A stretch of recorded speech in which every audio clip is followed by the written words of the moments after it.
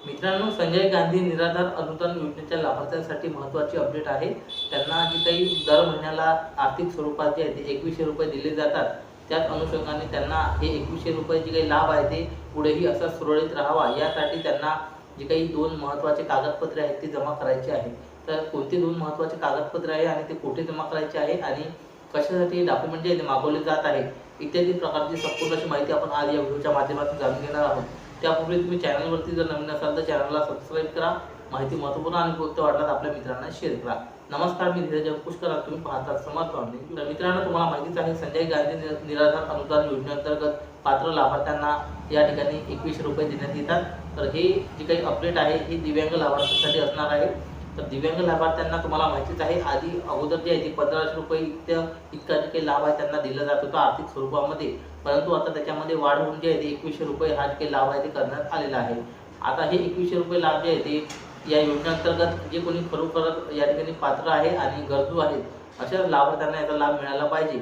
बरेच अशा शासनाच्या निदर्शनात आलेलं आहे की काही या ठिकाणी फेक जे काही UDID कार्ड बनवून सुद्धा काही लाभार्थी याचा लाभ घेत आहे, असे शासनाच्या निदर्शनास आलेले आहे हे 2100 रुपये।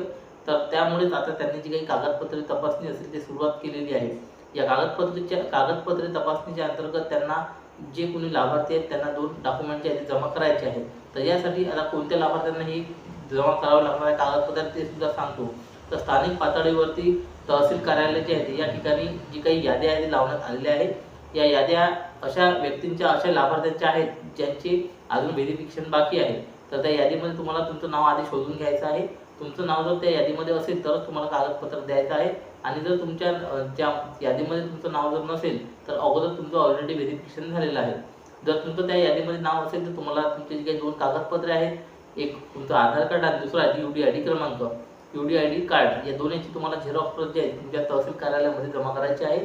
त्या ठिकाणी तिथे जी काही व्हेरिफिकेशन आहे ते करण्यात येत आहे। जे लाभार्थी आहेत, जे व्यक्ती आहेत डॉक्युमेंट जमा करतील त्यांच्या नावासमोर तिथे टिक मार्क करण्यात येईल की हे कागदपत्र जे आहे व्हेरिफिकेशन झालेलं आहे आणि जे लाभार्थी कागदपत्र देणार नाही त्यांच्या नावासमोर या ठिकाणी मयत किंवा मग असे जे काही इतर ऑप्शन आहेत, बाहेरगावी शिफ्ट झालेले आहेत, मायग्रेटेड आहे, अशा पद्धतीचं तिथे रिमार्क जे आहे ते देण्यात येणार आहे।